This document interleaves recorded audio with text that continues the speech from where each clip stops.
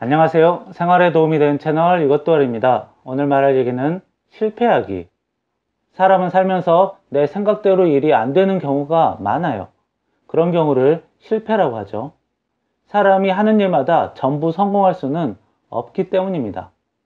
사람은 실패를 하면 몸과 마음이 힘듭니다. 그리고 더 큰 실패를 하면 몸과 마음이 매우 힘들겠죠. 그런 경우 회복하는데 시간이 오래 걸립니다. 그렇다고 실패가 나쁜 것만은 아니죠. 사람이 머리로만 모든 것을 알 수는 없어요.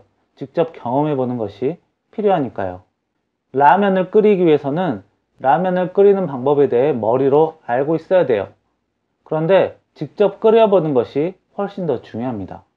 라면을 요리하다가 망쳐본 경험이 있다면 다음에 요리하는데 훨씬 더 도움이 되죠. 그래서 실패를 직접 경험해 보는 것이 나중에는 도움이 된다라는 것이죠.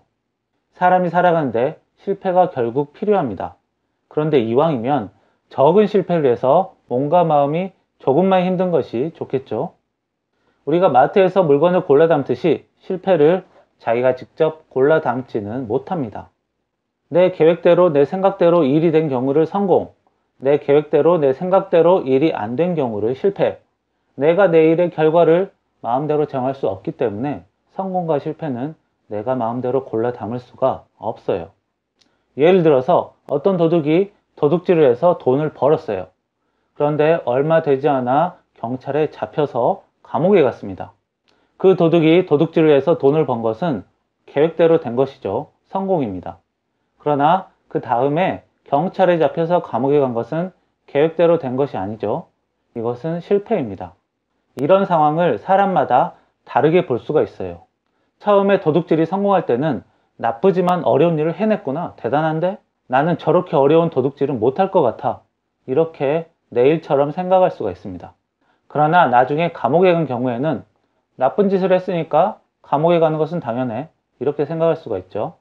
보통 다른 사람의 성공에 대해서는 그 사람을 내 입장에서 생각하는 것이 잘 돼요. 나였어도 그랬을까? 이런 생각이요. 그러나 다른 사람의 실패에 대해서는 나였어도 그랬을까라는 생각이 잘 안 됩니다.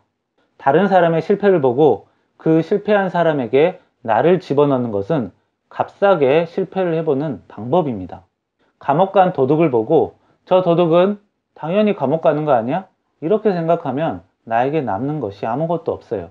그러나 내가 도둑질을 해서 성공해도 결국에는 감옥에 가는구나 이렇게 생각한다면 감옥에 직접 가지 않고 도둑질의 실패를 내가 경험해 볼 수 있다는 것이죠. 에이, 도둑질하면 감옥에 가는 거 누가 몰라요? 세상 사람 다 아는 거 아닌가요? 실패라는 것은 내가 몰라서 하는 게 아니에요. 내가 겪어보지 않았기 때문에 하는 거예요. 옛날에도 지금에도 그리고 앞으로도 수많은 도둑이 감옥에 갈 겁니다. 그 사람들이 도둑질하면 감옥에 간다라는 것을 몰라서 하는 게 아니에요. 그 사람들도 다 알고 있어요. 그런데 왜 도둑질하고 감옥에 가요? 그것은 도둑질하고 감옥에 간다는 것이 남의 일로 생각되기 때문이에요.